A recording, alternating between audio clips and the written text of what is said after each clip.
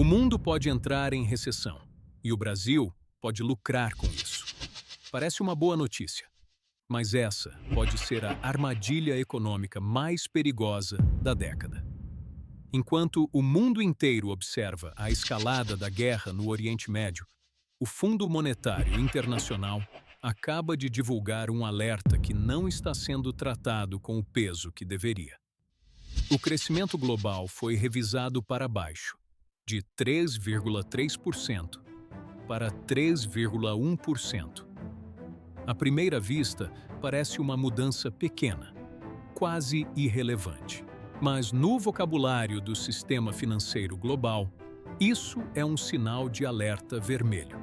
Porque quando o crescimento global começa a cair nesse ritmo, normalmente não para por aí. E o próprio fundo já coloca um cenário muito mais grave na mesa.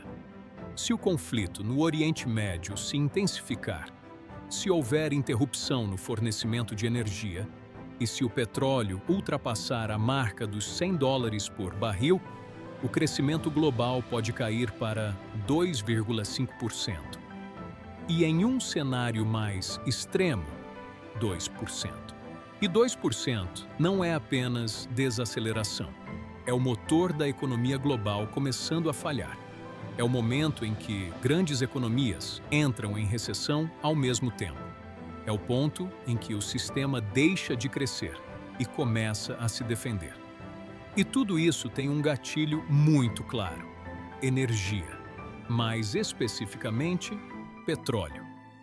Existe um ponto no mapa que funciona como uma válvula para toda a economia mundial: o Estreito de Hormuz.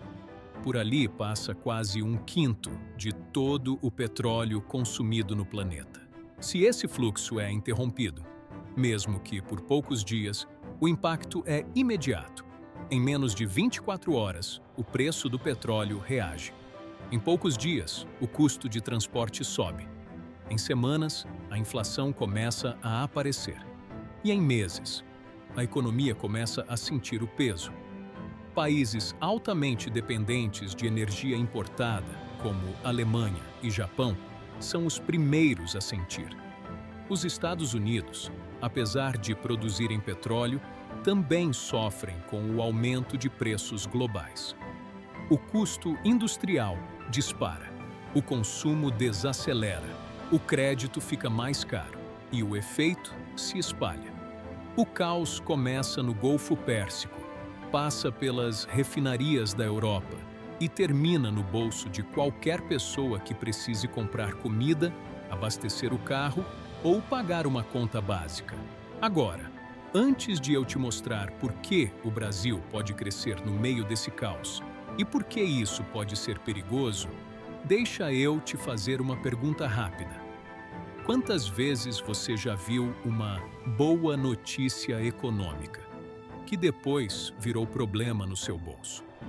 Se você quer entender esses movimentos antes deles acontecerem, se inscreva no canal Radar Geopolítico agora.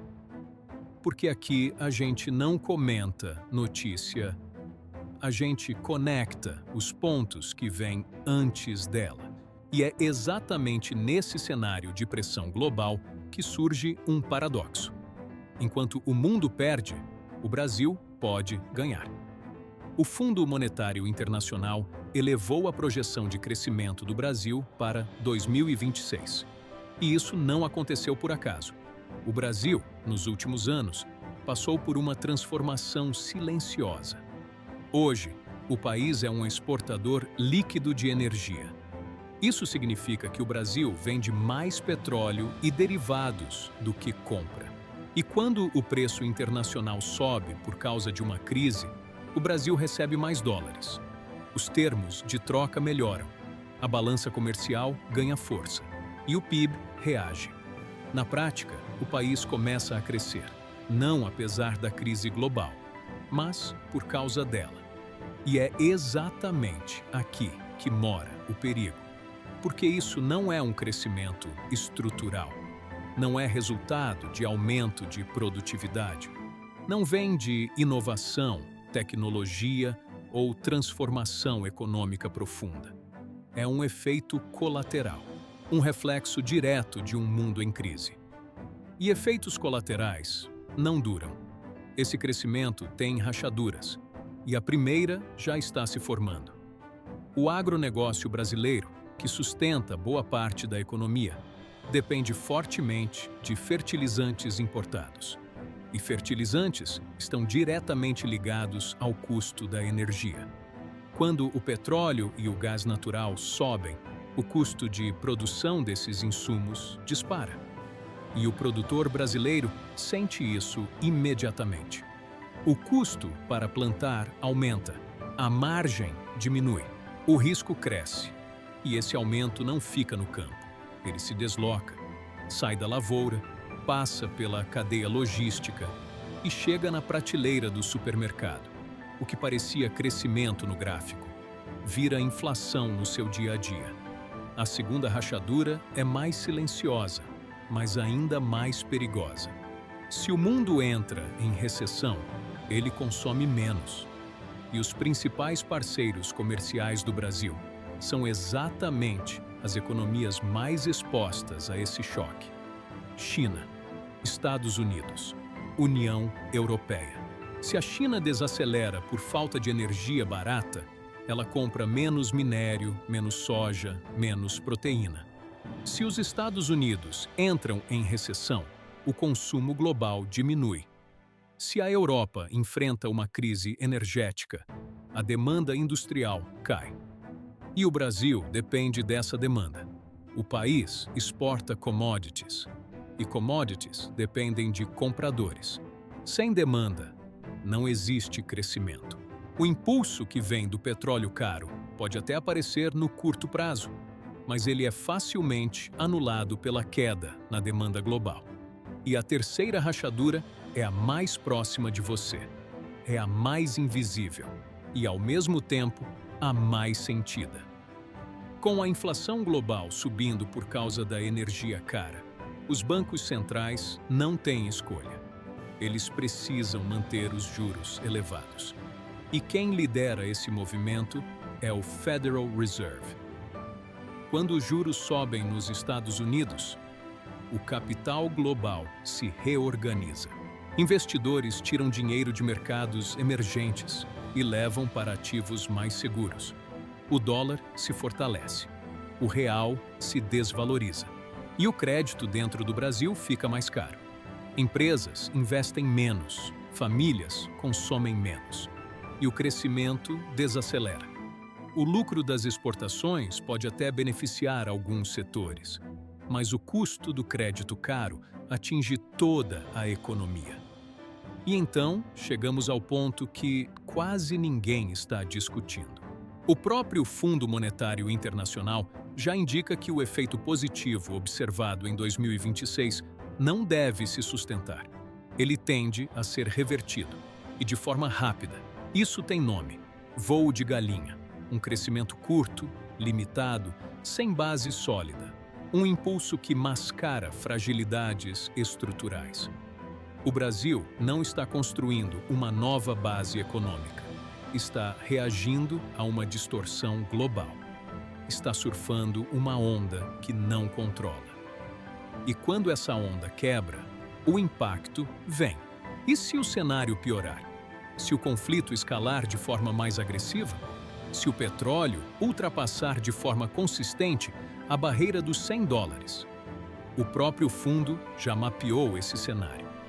Inflação fora de controle em diversas economias.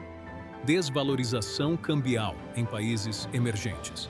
Fuga de capital. Aversão ao risco. E nesses momentos existe um padrão histórico. O dinheiro não busca oportunidade, ele busca proteção. E países emergentes, como o Brasil, são vistos como risco. O capital sai. Os investimentos travam. E o crescimento desaparece. Nem mesmo o benefício temporário do petróleo caro consegue compensar um colapso sistêmico. Porque quando o sistema global entra em choque, ninguém sai ileso.